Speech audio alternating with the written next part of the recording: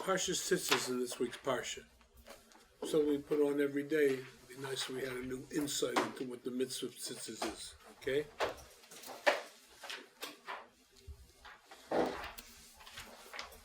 Shvi, it's on page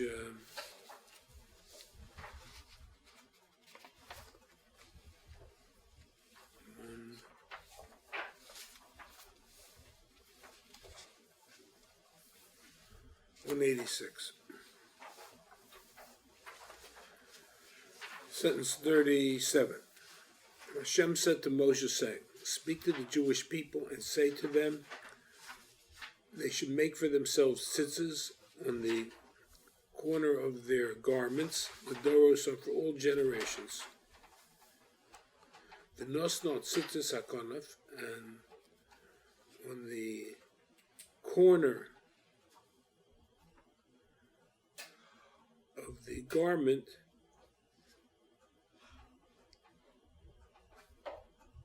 it's a very strange, literally it's, you should put on the tzitzis on the top of the tzitzis of that are on the corner. Okay. Psil techelis, you should put a blue thread.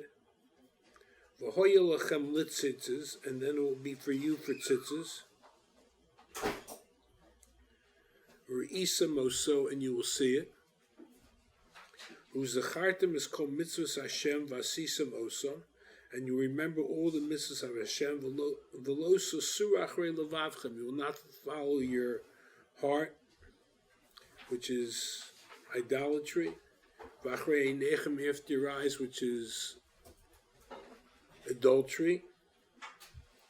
Asher atem zonim achreim, that you are prone to stray after. This is such a hard. Let's look at Rashi 38. And now they shall make for themselves tzitzis. Why is it called tzitzis? Because tzitzis means a fringe. Because the strings which hang from it look like a fringe. Alternatively, tzitzis called tzitzis because of seeing them, and you shall see meitzitz min acharakim, and you shall see them. And what's the purpose of seeing them? You see them in order to remind you to do the mitzvahs. What is, you put psil tchelis means a greenish dye of the chalozim. Actually, the Rashi later on sounds like it's midnight blue. It doesn't sound like the right interpretation.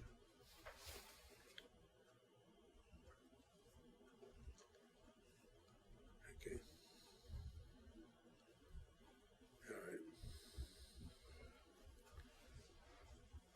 And you should remember the mitzvahs. Why? Because tzitzis has the numerical value of tzitzis is 600. Sadi Yud is 100, Sadi Yud is another 100, and the Sof is 400, so we have 600. And there are 5 knots and 8 strings. On each of the tzitzis there's 8 strings, and they have 5 knots. It's 13 is Taryag mitzvahs. The Ramban asked a very interesting question here. Nachman is... Take a look at the pasuk again. How's tzitzis in the pasuk spelled?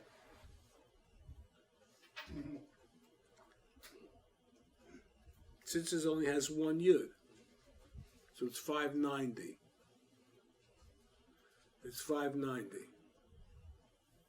So Tosas and Menachos asked that question. This is a very interesting answer. Today we're going to say an insight into his answer. It sounds like but the worst of our Torah that anybody ever heard anybody say. And that was, he says as follows. It says tzitzis twice, and what does it say the third time? V'hoya lochem litzitzis, right? What's the numerical value of lamed? You divide 30 by the 3 times it says tzitzis, then each one is 600. You divide the 30 by 3 tzitzis. Makes up the 10 on the 3 times. It makes up 10 on each one. 3 yuds that Oh, was that's pretty easy. All right. What is going on over here? What is going on here? That's not the way. Gematrias are something that Chazal say, and it's a serious thing. What is this? Tosa is making up something that sounds literally totally irresponsible. Number one. Number two, the Ramban asked another very interesting question. He says, according to the Torah, we only need one knot. We don't need on each sitza 5 knots. That's a rabbinic thing. So how could the Torah say that you remember the mitzvahs? It should be 600. It's 600 and what's that? 607, right? It's 600. It's 609. 600. Or 599. Without Who asked It's that? like, huh? Who asked that question? Tosfos and Menachos asked. Tosfos and Menachos asked that question. It's literally unbelievable. And then let's go further. Why? So you shouldn't stray from on sentence 39. So you shouldn't follow idolatry and adultery. Where does the word losasura? It comes from the word spying, and it gives the pathology of a person. The eye, the heart, and the eyes are the spies for the body. The heart and the eyes are the body, and they procure sins for the body. Ayin roa on page 187. The eye sees, the heart desires, and the body does the sin. The pathology of sin is sight. No, I'm sorry. The pathology of sin is the heart desires, the eye see, the heart desires, and the body does the sin. We have one little problem here. Let's look at the sentence again. Lo sosuru acharei levavachem. What comes first, the heart or the eyes? Excuse me? The heart. How can Rashi's explaining the pasuk and saying exactly the opposite? He's making up pathology that's it's antithetical to what the sentence is saying. The sentence is saying the heart, the eye see, the heart desires, and the person does the sin. The sentence says the heart and then the eyes. It doesn't make, it's just unbelievably, if be Rashi somewhere else, he forgot the pasuk.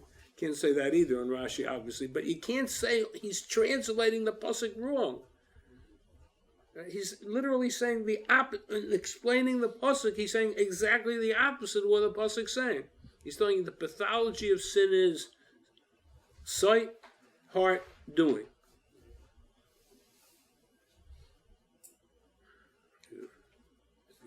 He says the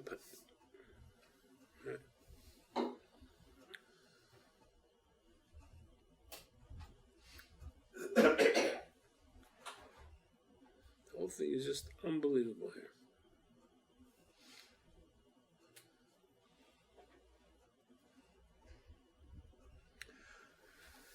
Let me begin with a very literally a fascinating insight.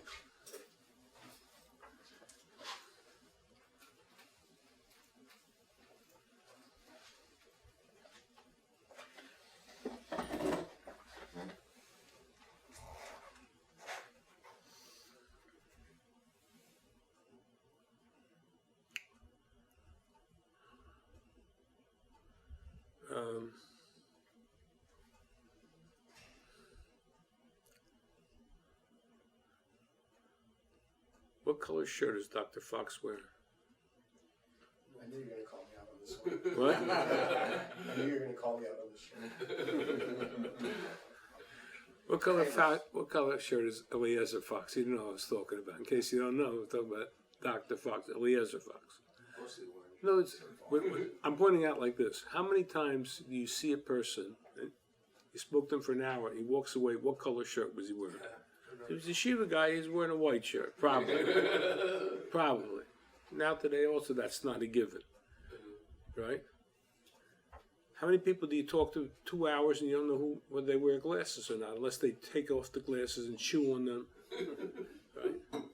Which means there's a huge difference in a person between what you see and what you, the data is there, but what you internalize is what you're interested in. Right? There's no such thing. Seeing creates data. It's all. That's why they're able to get people to solve crimes. Like under hypnosis, they can recall things because it's all there.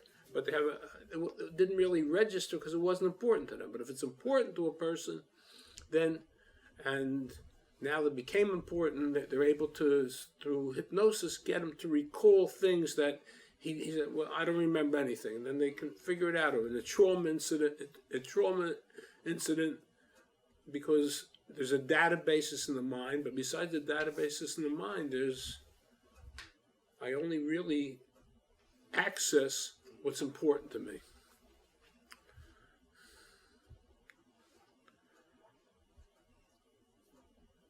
What a person sees, Rashi is saying, is what he wants to see. He sees everything, but the only thing that registers is what he wants. What I want, that's what registered in me. So if a person was looking for idolatry or adultery, that's what registered. So Rashi's saying a very fascinating thing. Yes, it's true, the eye sees, but the only thing that registered that the eye sees is that which the heart desires. So there's a difference between seeing something, there's a difference between internalizing and should register. It should make a difference to you. I'll tell you a story I had with Rabbi Yaakov Kamenetsky.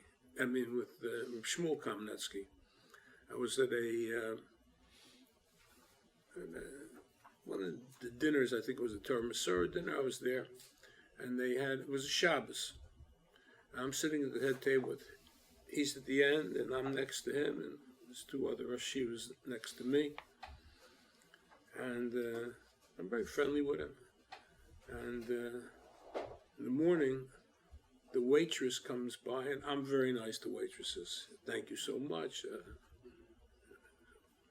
Could you please do something? I recognize it. He says to her,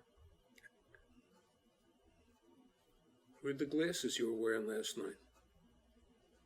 I was floored, flabbergasted, but I'm telling you, she shot up 6 feet high. She felt so good that somebody noticed her as a person. I noticed waiters or waitresses, their hands.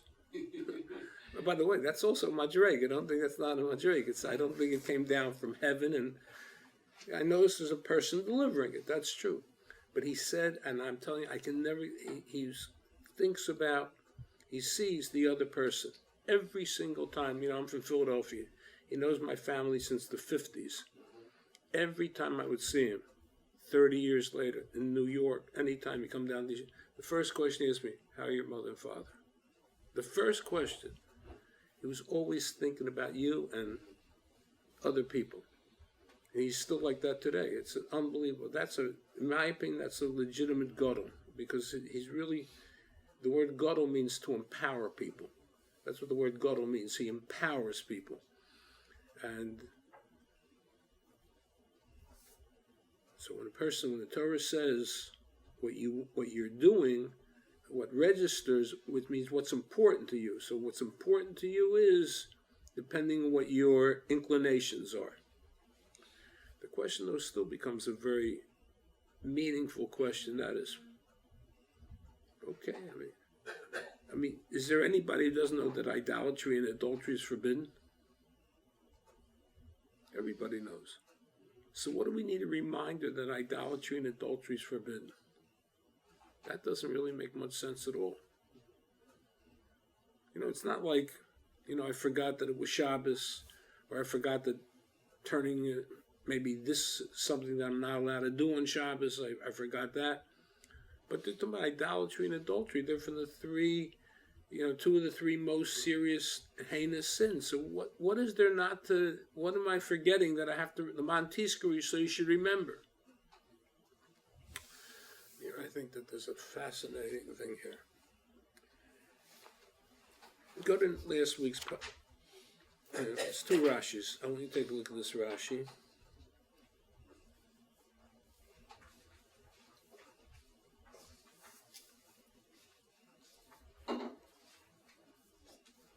Turn to page 188.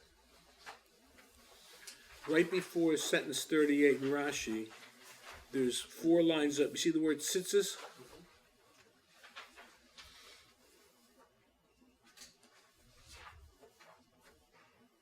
To teach us that tzitzis weighs as much as all the other mitzvahs. As it says, Vasisim is kol mitzvosai. That if you do tzitzis, it's like you did all the other mitzvahs. The word shkula doesn't mean weighs like in English. It's the weight of the opinion, the weight of the, how much weight you give to a certain decision. The weight means its sense of importance.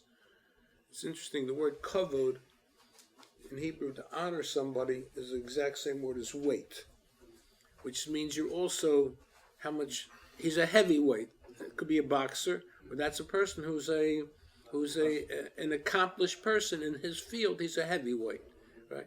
So kavod means weight. So here the mitzvah is weighted. The mitzvah is weighted like all the to equal to all the mitzvahs. Now go back to last week's parsha. Second, where's that? That's by.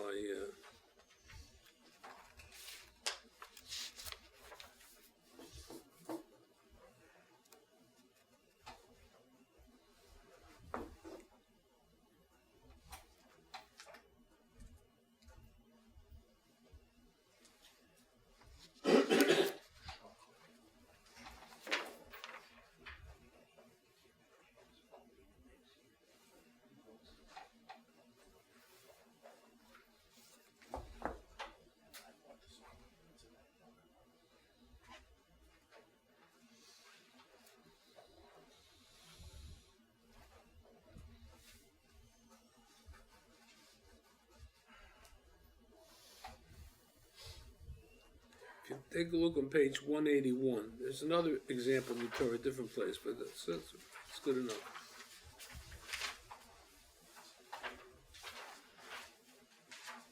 There's another thing that's like all the other mitzvahs. And what's that? Avodah Zarah. One mitzvah in the Rashi, on the first Rashi on page 181, that if you transgress on idolatry, it's like you transgressed on all the mitzvahs.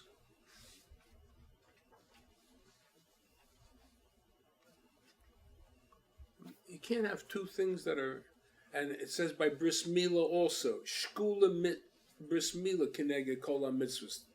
That's another thing, that's also weighed against, that has the same weight as all the mitzvahs. Well, you can't have 3 different mitzvahs that have the weight of all the other mitzvahs. Because something means if on the scale of one, on one side of the scale you have bris milah, and all the other things are overweighed by the weight of bris milah. But on that you have idolatry, and on that you have the mitzvah of tzitzis.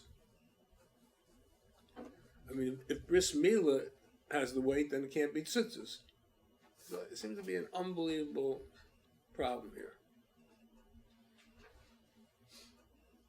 And we actually understand bris milah. Bris milah is our covenant with God. The mitzvah of tzitzis, because it's going to remind you of the mitzvah. So I'll say it like this, a very fascinating thing. I answered a question. I was giving a halachic shir on going through the chinuch on the importance of the mitzvah of tzitzis, how important tzitzis is. David Gray sitting in the class, he says, it's about 20 years ago. So I don't understand. You don't have your whole life, you don't have to wear tzitzis. If you don't have a garment with four corners, how could you say that's such an important mitzvah? Bris milah you can't do without. There's mitzvahs you can't do without. But to say bris milah, to say tzitzis, the Torah didn't obligate you to do didn't obligate you to put on tzitzis. It was that important. Probably God should have found a reason to make you do it. Right? It's equal to all the other mitzvahs. So I decided that the question really forced me to understand what we're saying here. It's like this.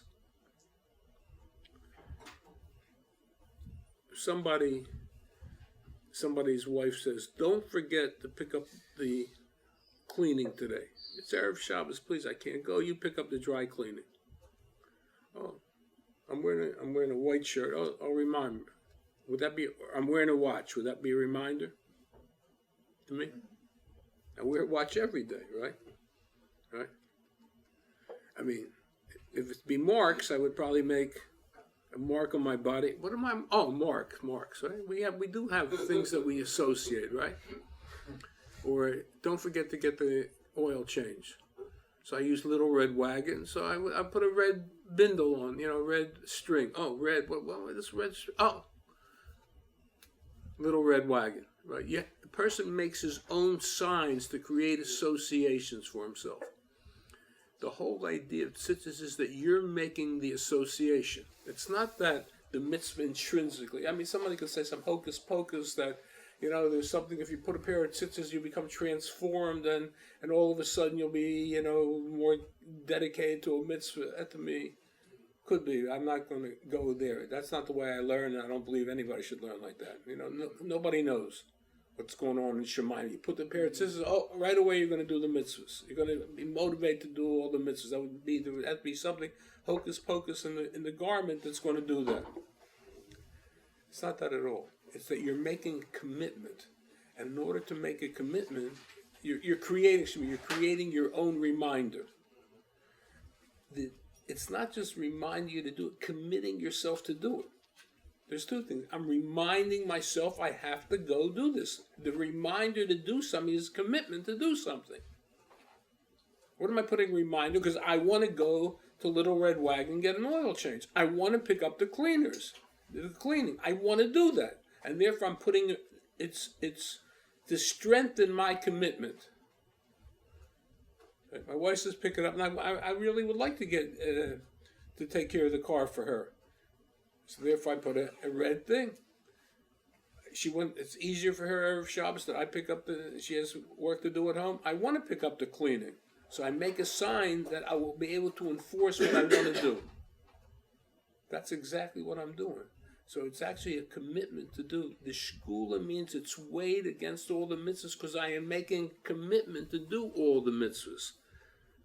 That's what tzitzis is. It's my commitment to do all the mitzvahs. Do we hear what I'm saying? It's a fascinating thing. It's not that wearing the tzitzis itself causes me to do anything, but I want to do it, and therefore I create my own reminder. Now we know Pshat and Tosfos. I want to do that. When I put on tzitzis, God said, I want you to make a zecher for the tzitzis. I want you figure out something that will remind you to do it so that you will be committed. Tosfos says, tzitzis is 600. It's not 600. It's only 5. It's missing 30. The answer is, but Torah says, I'll remember because I will use that as the sign. I'll use the lamed as the sign. It's not that God is giving us the sign. God is saying, I want you to make a commitment. L'man tiskru, so you should commit to do all the mitzvahs. Where's there any commitment here? The commitment is because you can use the word of tzitzis itself as a commitment. That's why the Torah said the third time lit tzitzis, so that if you choose, you can use something else. But if you choose, this would be a very good reminder for a person. And that's really the answer to the Ramban's question. It's true. You're only obligated to have one knot. And you're not obligated to have 4 knots. But that's exactly the point. But I'm not obligated, so it can't be the Torah saying, but once the rabbis say this, I can use this as a symbol. The rabbis are giving me a suggested way we need things. We can't always figure out an appropriate reminder. And if you don't have an appropriate reminder, even if you're committed, you'll forget. Right? You need an appropriate reminder too. In other words, if I tie a red string about the car, and I don't take it to Little Red Wagon, I just tie the red string because that's what people do, and I use Goodyear or I use Firestone, that's not going to help me. It just doesn't help me. I try, but what was I doing? I'm spending a lot of time figuring out what I was doing. And it was a Little Red Wagon. I'm not supposed to go there. Oh yeah, maybe. But a reminder has to be appropriate reminder. The Torah is giving us. The rabbis are suggesting very appropriate reminders. Use the gematria of tzitzis. Use the lamed. Use what the rabbi said in the word tzitzis. That's what Rashi's saying. It's not that it is 613. It's use this, because the way it's done means they gave you something that will be a appropriate reminder. The purpose, especially, the purpose of tzitzis is to make a commitment. And you've made a commitment to do the mitzvahs. Now, how are you going to remind yourself? You remind yourself that to strengthen your commitment, that'll be a reminder. I'm going to take something, and I'm not committing myself to 606 mitzvahs. How many mitzvahs am I committing myself to? Taryag mitzvahs.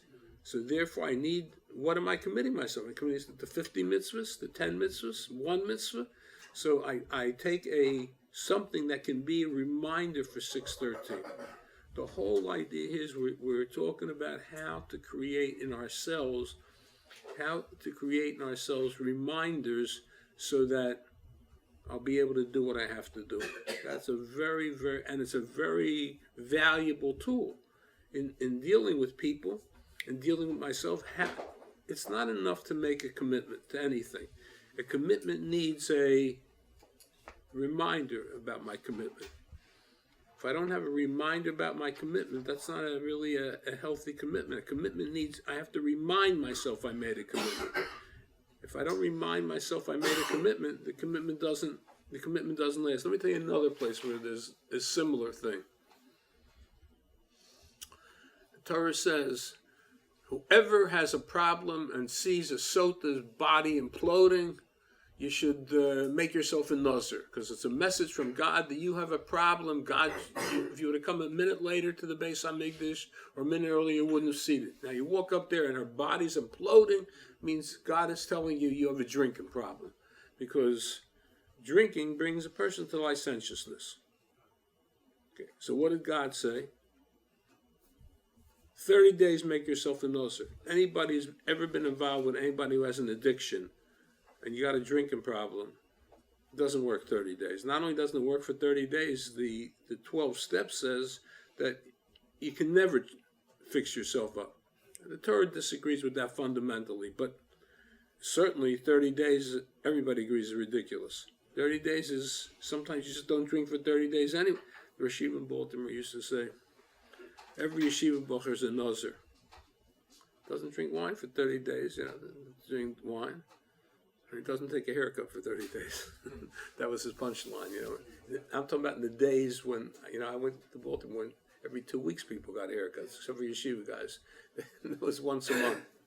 And that actually changed, that whole style changed. That's why all the barber shops closed. It's hard to get a barber shop. There used to be on every couple of corners there was a barber shop. Because hairstyle, but it was short hairstyle. He was not happy. The guys they looked uncouth. But what's Taka the Pshat? Torah is saying, it's true.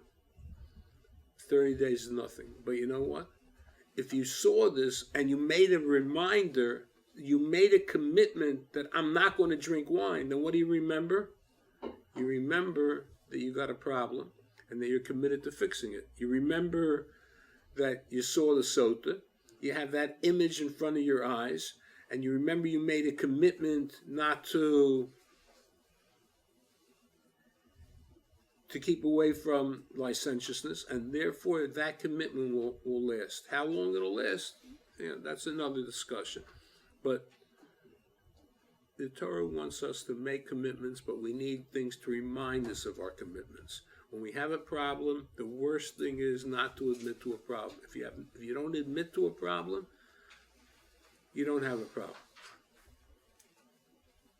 And not only that, in my experiences, that when you ask a person his biggest virtue, he'll invariably tell you his biggest shortcoming. I'll conclude with this. Is a story that happened in the ladies' class here. I said that to the women. And, these were fairly friendly. They came to my every week and, oh, Rabbi, that doesn't make any sense. I said, did you ever hear me say something stupid? She was coming for a year. I figured I hope the answer to that. I took a chance. At least you wouldn't publicly say, yeah, you say a lot of stupid things. No, but this really makes no sense. Prove it. And I go around to her and I beg her, please don't make me prove it. No, you said something, I want to prove it. Okay, we go around the room. There's a whole group of women coming here. The woman who gave that shots to the yeshiva came every Wednesday morning. Still get some of them still come. And turns to me, what's my biggest mileage? She turns around the room and every one of the friends, everyone said, she's a great friend. See, Rabbi, you see you're wrong. Please, don't make me prove it. Again. No, you got to prove it. I said, I'm asking you to forgive. No, you got to prove it. Women can get a little, they make up their minds. So after asking forgiveness, I don't know how many times, I say, do you remember, she comes to this class. There's another class of mine that she doesn't come to.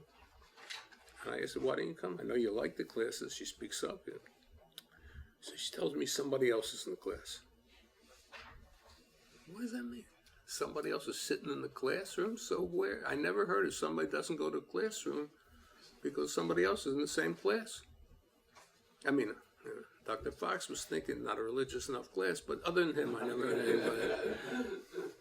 What is it? What? So I said, it must be. And I mean, I knew the family dynamic. She didn't get along with that person. They were related, actually. Didn't get along with her. And she couldn't sit in the classroom with her. That's how bad the family dynamics were. The sister-in-law, he couldn't sit in the classroom. And I said, how do you deal with that? You overcompensate by being a good friend to everybody else to convince yourself that it's not your problem that you don't get along with her. It's her problem. She's insufferable. She's impossible. She makes my life miserable. Nothing to do with me.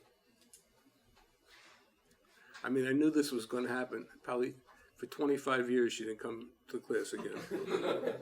Which now? Yeah, now she's back. Now she's back. But I tell you one thing, she's back, but I guarantee she never forgot it. I guarantee, women can forgive, but they never forget.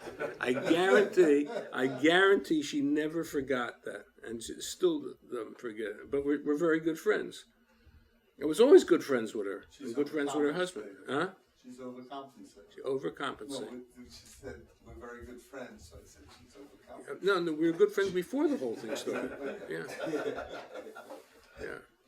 Anyway, that's what we're doing here. The din is that we have to take responsibility. This is such a life lesson. We have to take responsibility for our shortcomings, and we keep on pushing off things. That means we're not taking responsibility for change. We're not doing what we have to. Problems don't go away. The only thing the problem goes away is if you change it. We have the ability to change our behavior. We have the ability to change our lives. And if we don't do that, nothing will change. Zero changes. And that's what we have to learn, to take responsibility and to admit I made a mistake or I have a shortcoming. Then there's a chance of working it out. But until that time, there's no chance of working it out. And that's what Hashem wants in tzitzis. Admit you have a problem.